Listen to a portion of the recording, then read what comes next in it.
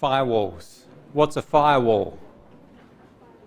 I'm sure you've heard of it. You may even use one. What do you use them for? Has anyone used one on their computer? Yes? No? Anyone used a computer before? You're trying to think whether the answer is yes or no. And use antivirus maybe? No. Some people may have used antivirus, yeah? I want to use firewall to block teacher access to phone. Well, you can block different things, whether it's the teacher or blocking other students. Sometimes antivirus software comes with some firewall features. And you may have noticed sometimes you try to access a website or a piece of software is installed and you may get a warning or a message saying your computer is trying to access the internet. Do you want to allow it or block it? Sometimes messages pop up saying, do you want to accept this traffic in or out of your computer? And that's the firewall functionality of that software taking effect. The general role of a firewall is to control traffic, control packets coming into or out of a computer or a computer network. For security purposes, to control what can happen on a computer or on a particular network. We'll look at the general concepts of firewalls and go through some examples of how we could set one up to control what goes in and out of a network.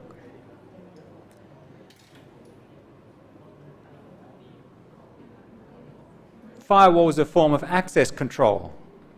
We want to control who can access our resources. If a firewall is for a particular computer, we want to control who can access my computer. Who on another computer can access my computer from a network. So, say on my laptop, I may have some servers running, a web server, I have my own network connection. Other computers can potentially log into my laptop. But I don't want other people to log into my laptop. I don't want them to access my website, or I don't want them to get remote access to my computer. One role of a firewall would be to control and block others from accessing my laptop via a network. More useful in larger organizations is that, let's say for SIT, we have all our internal computers. Let's say all the office computers, the staff computers, even the lab computers inside SIT. They belong to SIT. We don't want people outside of SIT to access those computers. We don't want them to access our database servers, the lab computers. Even though those computers have network connections, network access, we don't want outsiders to be able to log in to my lab computer and do things. So a firewall may be used to control who can access from outside of our network in, and we may even use it the other way. I don't want students in my lab to access Facebook. I want the students to be doing work, so I could use a firewall to control what those inside the network can access in the outside.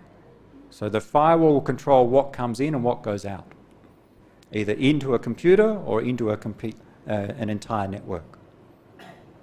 So what are some characteristics of a firewall? Well, the needs for firewalls, let's see. We know with most organizations, the internet is a key resource. Most organizations need network access to achieve their goals.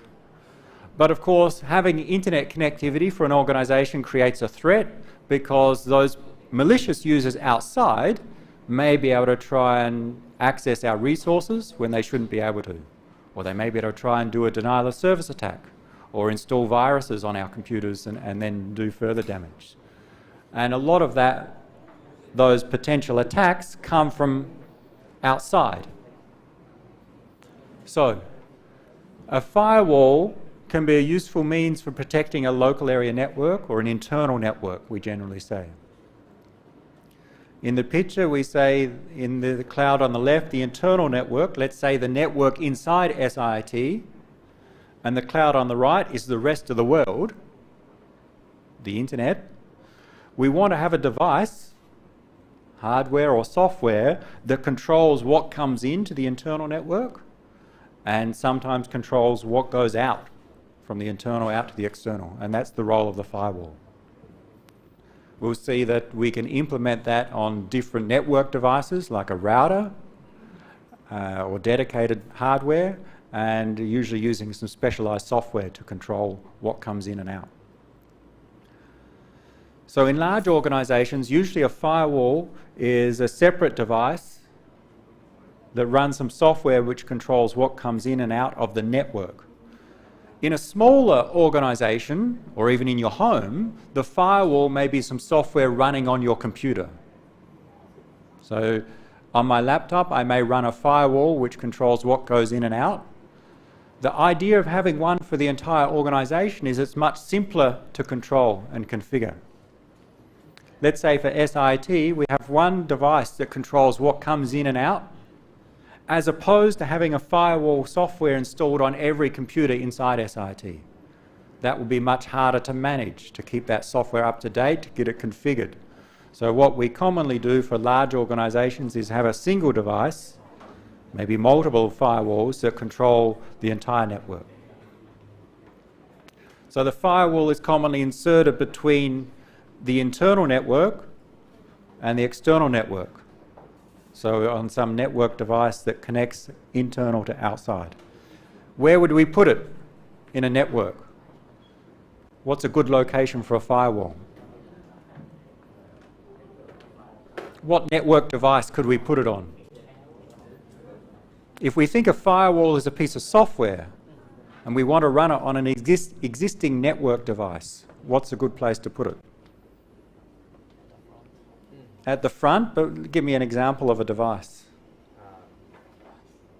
We'll start simple. Maybe for your home network, where you have 5 or 6 computers at home, where would you run the firewall at home?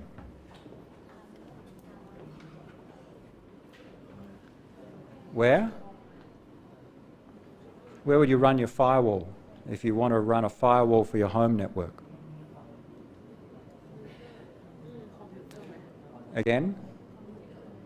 Computer, all right? So if you want to run it on your computer, let's say at home you have, 3 or 4 phones, 2 laptops, a desktop, you have 6 or 7 computers. If you want to run the firewall on the computer at home, you need to run the firewall software on every computer to protect them all. You need a firewall software on your tablet, on your phone, on your laptop, and on the desktop. That's possible. But as soon as the number of computers grows, that becomes quite inconvenient. So not a good solution as the network gets larger. So what's an alternative? Run the firewall functionality on the router that connects your home network to outside. You have a Wi-Fi router or an ADSL or cable modem, which is actually a router.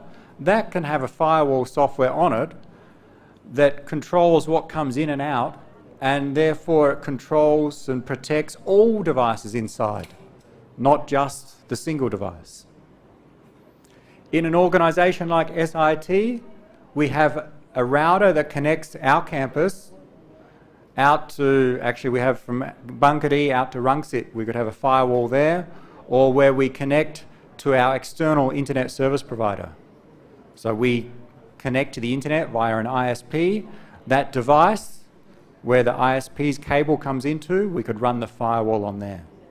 So that's more common to protect the entire network, have it on a router as opposed on the individual computers.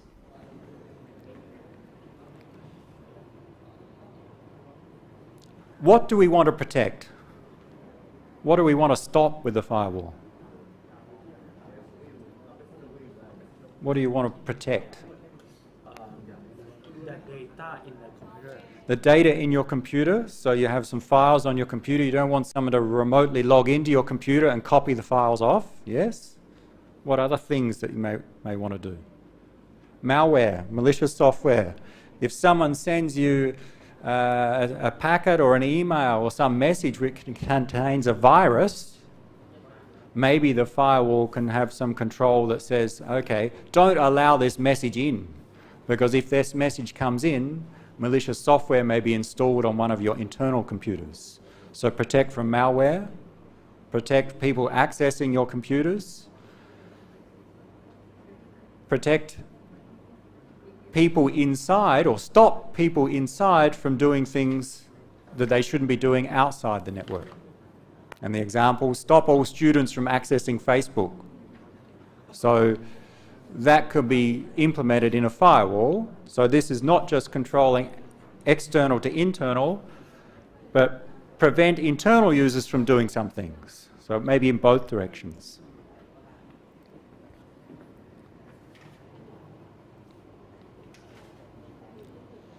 So we say it's a perimeter defense. It protects from the outside of the network. It doesn't protect individual computers directly, it protects the entire network.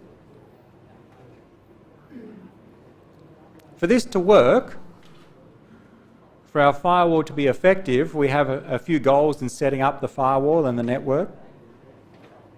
First, we must ensure that all the traffic into our network passes through the firewall. Simple example. Let's say we consider a network for an organization like SIT.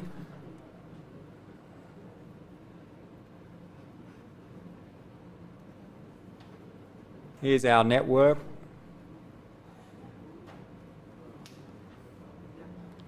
And we have a gateway or a router. This router connects to our internet service provider.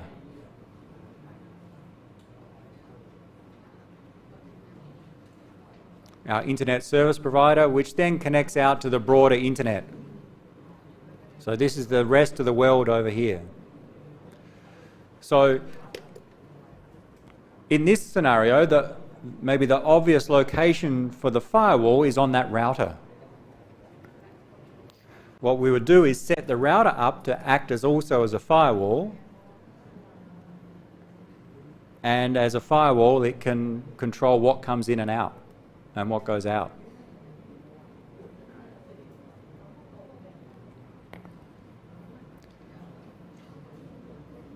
So install the firewall on this router, and that will control what's coming out of SIT and what's coming into SIT network.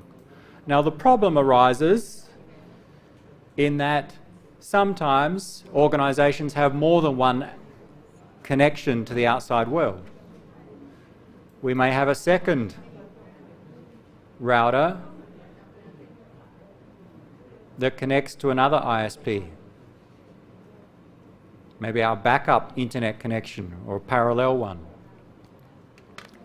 So the idea here is the internal network has multiple connections to the outside world.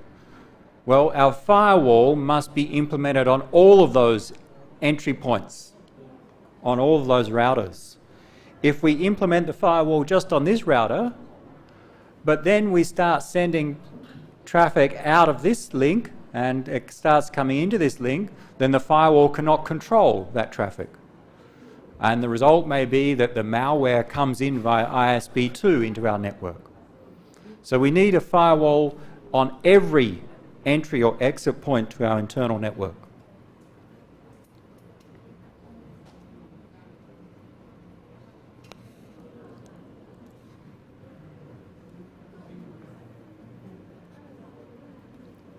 FW for firewall. And that can be quite complex for large organizations because they have more than just two, they may have multiple points of entry.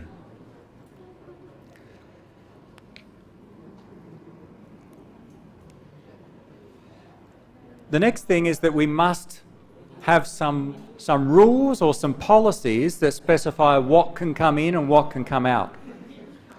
Can someone suggest some policies for SIT? What's a suggested policy for SIT for what should come in and what should go out? say when you're accessing the internet, what should you be able to do and what should you not be able to do. Maybe we'd like to block students or people from playing games, online games, for example. So what the firewall may do is be configured. So the policy may be students are not allowed to play online games. Right? It may be more specific and list what type of games, but that's the aim. So then we need to implement that policy in the firewall. So we must specify some policy, what are our aims, and then we must implement that policy such that we only allow authorized traffic through the firewall. And with respect to games, maybe we identify the IP addresses of the game servers, and then we set up the firewall such that any packet that's going to one of those IP addresses is blocked, is not allowed out. As a result, your computer inside cannot access the game servers outside, effectively stopping you from playing those games. We'll look at some other ways later. So we need to have some policies that will define what we want to achieve. And an important thing is that the firewall cannot be compromised. The firewall is a security device. It controls what goes in and what goes out. If some attacker can compromise the firewall, then they can control what goes in and what goes out, and maybe they can set up the firewall to allow them to get into the network. So it's important for the firewall to be protected from penetration. And we'll look at some techniques toward the end of the slides on that. So how do we implement different policies? If the policy is stop students from playing games, how can we implement that with a firewall? Well, there are general techniques, 4 general approaches: service control, direction control, user control, and behavior control. The examples here will make them a bit clearer. Well, first, direction control is easy. We make decisions depending upon where the packets are coming from. If it's coming from outside and going in, we may have different rules than if it's coming from inside and going out. So if we want to block students from playing games, then we'd set a policy that is implemented using the direction from going internal to out, maybe block the packets going out. But if we want to stop malware from coming into SIT, then the direction of interest is coming in. We want to stop maybe packets or emails coming in containing a virus. So we consider the direction. So we may have different rules depending upon the direction. Service control. Service here really refers to servers, network servers. And we commonly use addresses to identify different services. So based upon IP address or even port number, we can control and filter packets depending upon our policy. So here the example of the games. I know the IP address of the most popular game servers, so I set up a rule that says if any packet is going to one of those IP addresses, it is not allowed out. So that's based upon service control. Or I don't want people to access internal secure shell servers. I have a number of secure shell servers inside, so I could use port numbers to identify that it's a secure shell server. We'll see examples of those. User control, depending upon which user is generating those packets. I don't want to allow students to play games, but I want to set up the firewall that allows faculty members to play games. So we could have specific rules that try to identify the users. So the packets which come to the firewall needs to make a decision. Do I allow this packet out or not? Then that firewall can look at not just the addresses, the direction, but also who's the user that generated that packet and make different decisions. And the other thing that the firewall may do is look at the content of the data. For example, an email comes into our internal network via the firewall looks at that email. It's destined to Steve at SIT, but before it gets to my email inbox, the firewall looks at it and does a scan for spam messages or viruses, and if it detects them, either blocks that email or it removes it from the email before it's forwarded on to me. So that's based upon the behaviour or the content we may make decisions.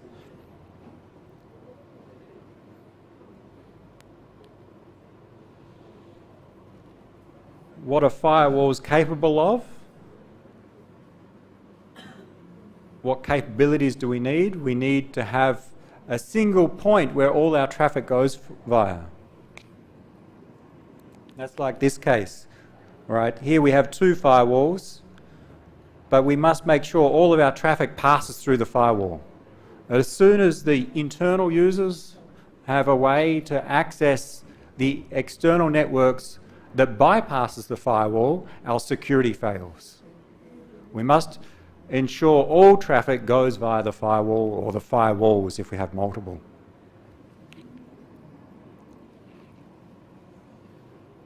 Firewalls not just control what comes in and what goes out, but they can monitor different things. They can keep track and keep a log of the emails which have been received with viruses or with spam.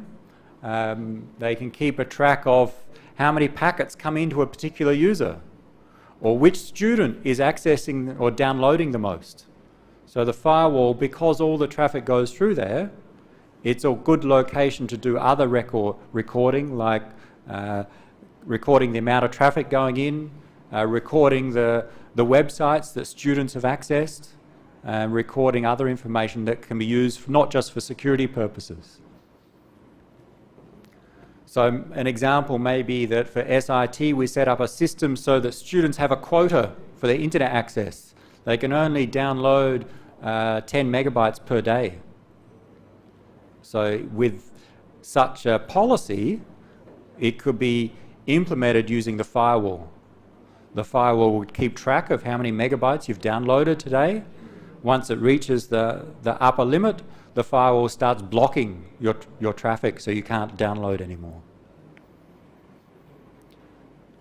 Maybe this will come up in later topics when we talk about virtual private networks, but it turns out a firewall is also a good location to act as a virtual private network endpoint. But that will become clearer when we spend some details of what is a virtual private network. What are the limitations of using firewalls? They cannot protect if someone bypasses the firewall. And there are different ways to bypass the firewall. For example, if the firewall is configured to allow all of the traffic from faculty members to go out, then any attack or any malicious activity from a faculty member going out cannot be protected by that firewall. The firewall does not protect against internal threats. That is, we have some computers inside. If one of these computers tries to attack another computer, the firewall has no role in controlling that. The firewall is only controlling the data that's going out and coming in. It's not controlling anything that's happening internally only. So this may be a student trying to access Steve's laptop. The firewall of our network firewall has no control over what happens there. So that's the limitation of firewalls. It's only for internal to external or vice versa. It's not for internal only traffic.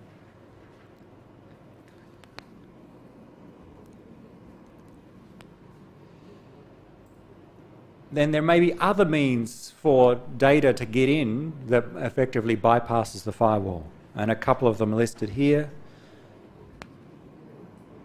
A very common one, mobile phones. I use my mobile phone. I'm inside SIT, but I use my mobile phone to access the internet. If I'm using the Wi-Fi of SIT, then the data will go through the firewall. But if I use my telecom company, my mobile phone provider, then the data goes via the wireless link to the AIS or whoever I'm subscribed to. So if I'm using a mobile device, 3G, 4G, then that data and the access to the internet is not flowing through the firewall, and therefore the firewall cannot control that. And that's a big problem for organizations, because nowadays many people use their phones for their work purposes. It's hard for the organization to control what's coming in and out. So maybe policies on the use of mobile phones is necessary to cover that.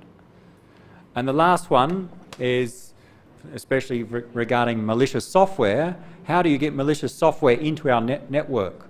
If the firewalls block the malicious software coming in, there's still the opportunity someone brings in a USB disk from home, which is infected with malicious software. They bring it in from home and they plug it into the lecture room computer, and now that malicious software is loaded onto the internal computer, effectively bypassing the firewall. So laptops, phones, portable devices which can be brought from outside in still allow malicious software to come into the internal network. And other network devices like personal wireless LAN devices or mobile phone connections allow people to access outside and also from outside in. So there are some limitations of firewalls.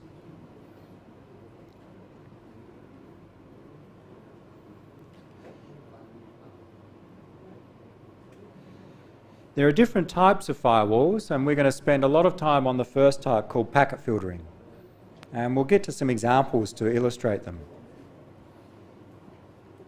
But packet filtering, the simple concept is that we look at the packet headers as the packets come into the firewall and make a decision whether to allow this packet in or not.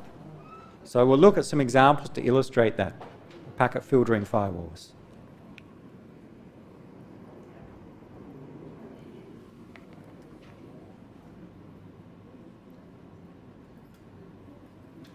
First, let's remind ourselves about packet headers, and in particular the common ones we'll see.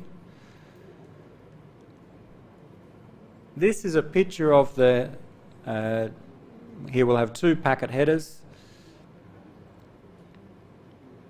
The top one is for TCP and the bottom one is for IP. I think you have printouts somewhere in your handouts. Let's look at them. This is an example for a TCP packet.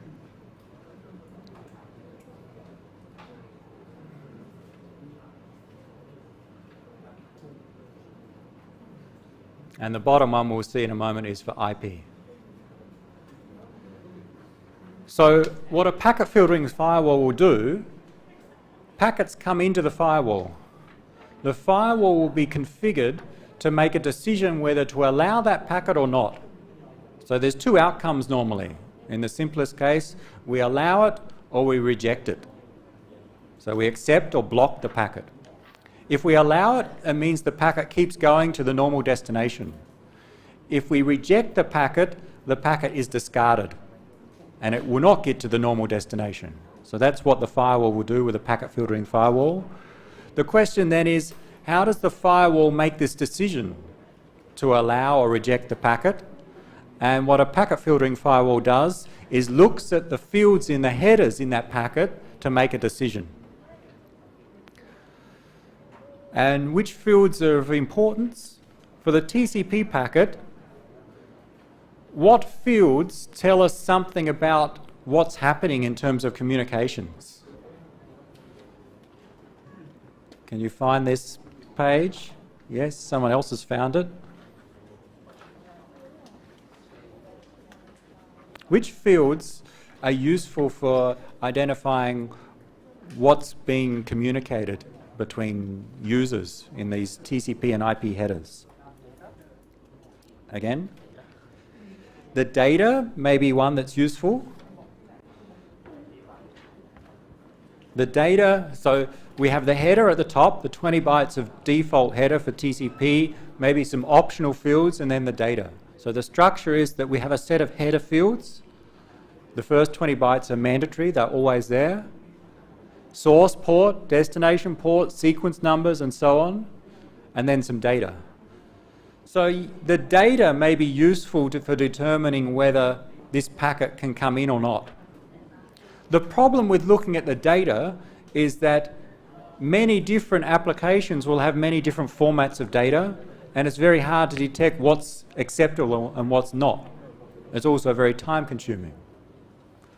So focus on the header fields. Which ones tell us something about who's communicating or what applications are being used?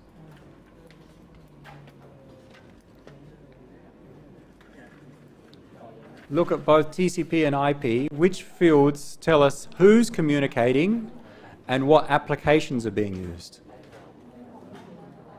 What tells us who's communicating? Who? Source and destination what? Who's communicating? Again? Source and destination IP address tells us who's communicating. When I say who, think of which computers are communicating. So we'll go down to IP.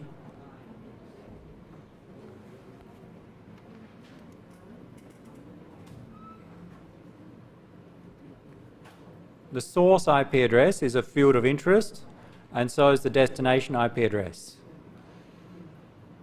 This really tells us who is sending and who is receiving.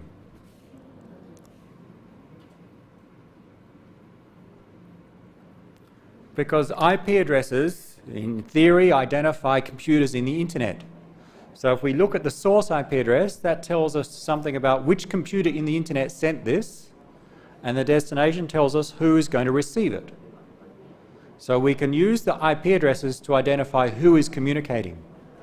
So those two fields are of importance.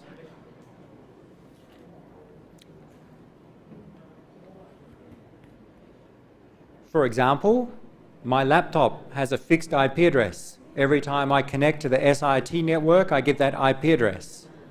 So, if the firewall is configured to allow Steve to play games, but block students from playing games, then what the firewall can do is look and see if the packet is coming from my source IP address. If it is, let it go through. If it's not, then don't let it go through. Okay, so we can use the IP addresses to try and identify people or users in that network.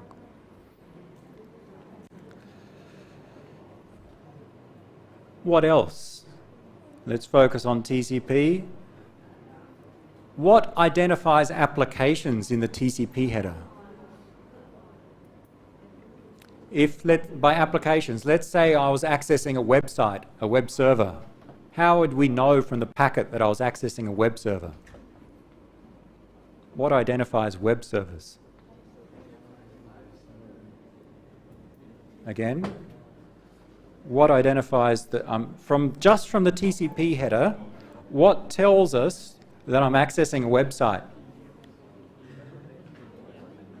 The port number. If I'm sending a packet to a web server, what will the destination port be? 80. Web servers use port number 80. Therefore, if I send a packet to a web server, the destination port should be 80. If I'm sending a packet to a secure shell server, what will the port number be? Can anyone remember secure shell? Not 44, 22. All right, we may not remember them all, but over time we'll start to remember. Different application servers use different port numbers. Web servers use port 80, secure web servers port 443, secure shell 22, email 25. So they're quite well defined. So the port numbers are useful for telling us what applications are being used.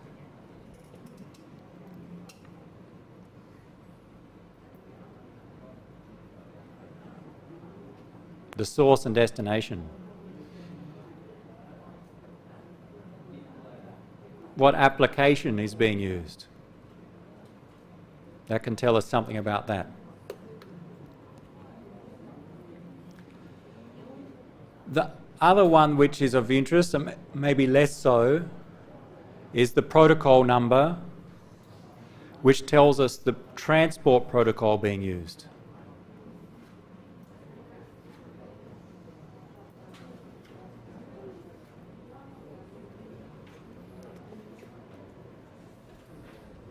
Some examples.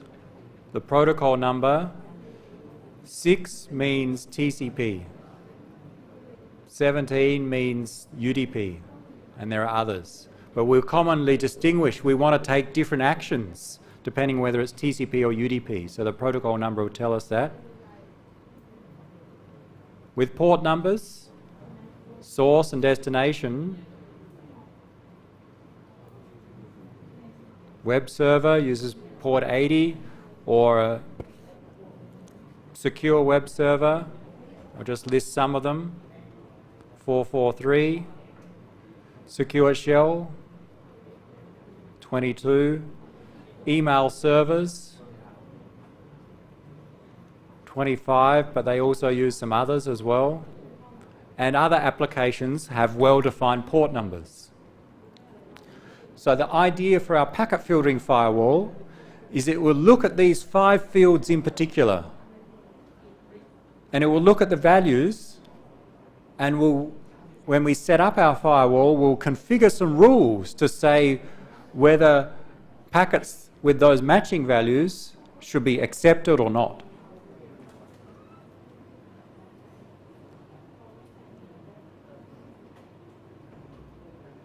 So let's look at an example for a simple network to finish for today.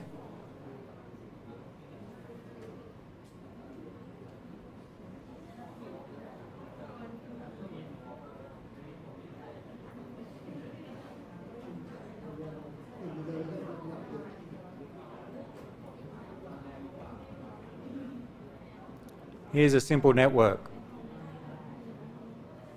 And we'll start with the simplest case where we want to have a firewall on an individual computer, just to explain the picture. And you have these in your handouts. This is just my simplified internet. And the way to read it, we have a number of subnets. 1.1.1.0, here's one subnet, and here's a second subnet, and there's some others. And the squares are some computers on those subnets. And the circles are the routers connecting subnets. So we have router RA, RB, C, D, and E. And we have computer 1.1.1.11, 1.1.1.12 on the first subnet, and so on. So our simple internet, for the very first case, let's assume that the firewall is running on a computer, not on a router. Like your home setup, you have a firewall on every computer. So for a simple case to illustrate a rule, let's say that the firewall is running on computer 12. Computer 12 is my laptop. It's running some firewall software.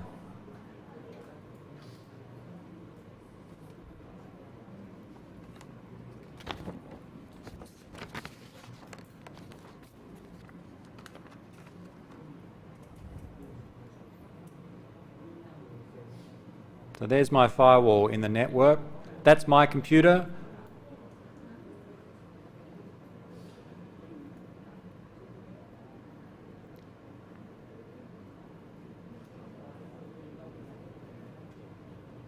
My aim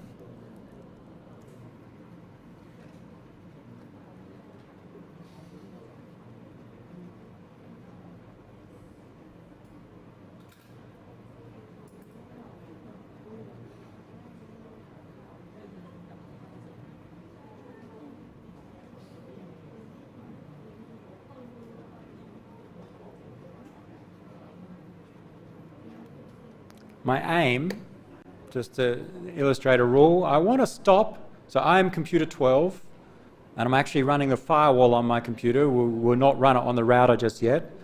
I want to stop computer 35, this one up the top here, from pinging me, from sending me a ping request. Ping is an application and protocol where we send a request from a source to a destination computer, and that computer responds. The protocol used, the transport protocol used by ping, is ICMP. So, to configure my firewall, I write a rule. And the rule states, if we focus on those 5 packet fields, it states what values those packet fields should match such that the firewall will take some action for the incoming packet, and it specifies what action to take. So let's first write the rule and the conditions. So there were 5 fields of interest: source IP, destination IP,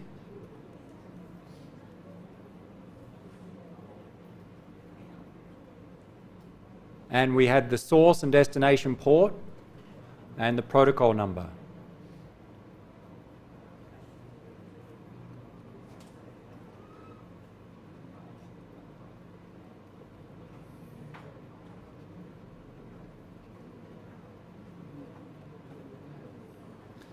So I want to create a rule where it specifies these 5 values such that if computer 35 tries to ping computer 12, that the packet that comes in will match the rule, and then we'll take the action to block that packet.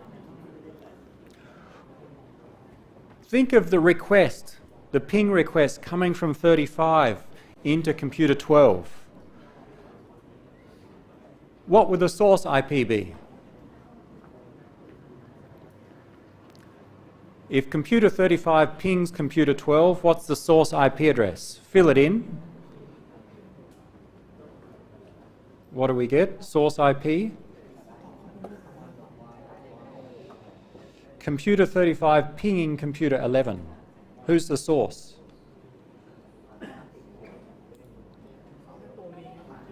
Computer 35 is a source. 3.3.3.35 is the source.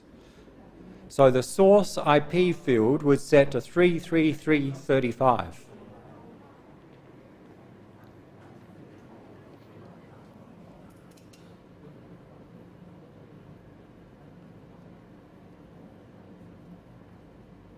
We're creating a set of conditions, and if these conditions match our packet, we'll take some action. And the destination, well, it's our computer, which we know, 1.1.1.12. Now, let's go to the protocol number. What protocol number does ping use?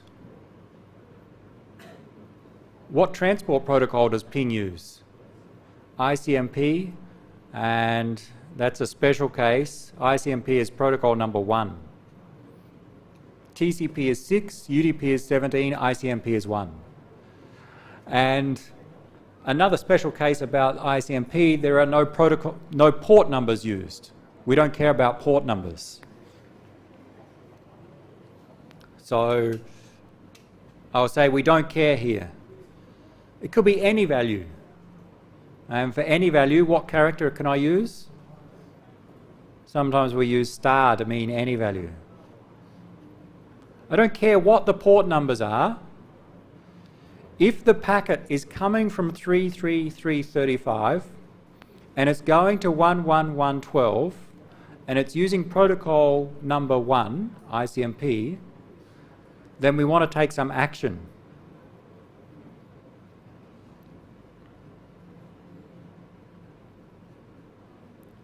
So the packet, if computer 35 tries to ping, will come in. It will get here. The firewall looks at that packet and it checks if the header fields match these 5 values. It matches the source, 35. it matches the destination, computer 12. We don't care about the port numbers, it matches anything. And the protocol, if we're using ping, it's an ICMP request, a ping request. So it matches the protocol number. So the firewall takes some action.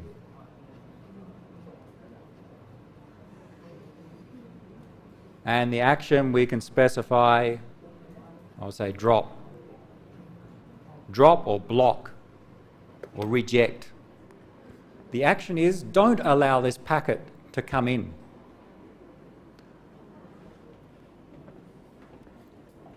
So what I'm trying to arrive at is that when we configure a firewall, so the firewall is running on my laptop, I need to set it up.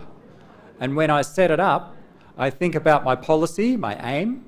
Okay, I want to stop computer 35 from pinging me. So when I set up the firewall, the common way is I set a set of conditions. The conditions containing these 5 protocol fields. I want to set the source IP, destination, port numbers, and protocol number. And I set an action when I set up the firewall so that when computer 35 does ping me, it sends the ICMP request into my computer. The firewall looks at the packet.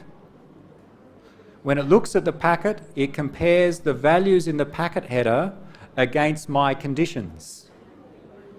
If they match, then the action is taken on that packet, and that packet is dropped. And if the packet's dropped, then it's not processed and there'll be no response coming back. Effectively, ping doesn't work. If it doesn't match these conditions, then some action is also taken. Usually there's some default action, like accept the packet. So in this case, if computer 35 tries to ping computer 12, that request packet will be dropped. If computer 36 tries to ping 12, what's the action? Well, the default action will take place. If computer 36 tries to ping 12, the source IP address would be 33336. It doesn't match this field. It doesn't match this condition. Therefore, this entire what we call rule does not match. So we don't drop it. We'll take some default action, which would also be specified. So another part of our firewall setup would be, say, the default action, let's say, is accept.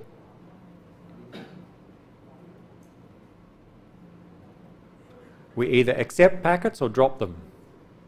If computer 35 pings computer 12, this rule says drop that packet.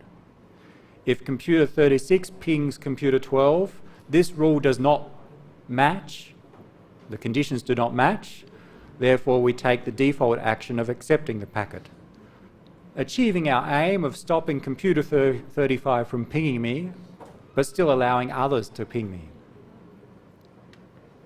So what we're going to do with some examples is to go through some other aims, some other policies, and define a set of rules using these 5 fields and specifying the action, and those fields and that action are set up in our firewall, and we build up a set of rules which are used to configure the firewall.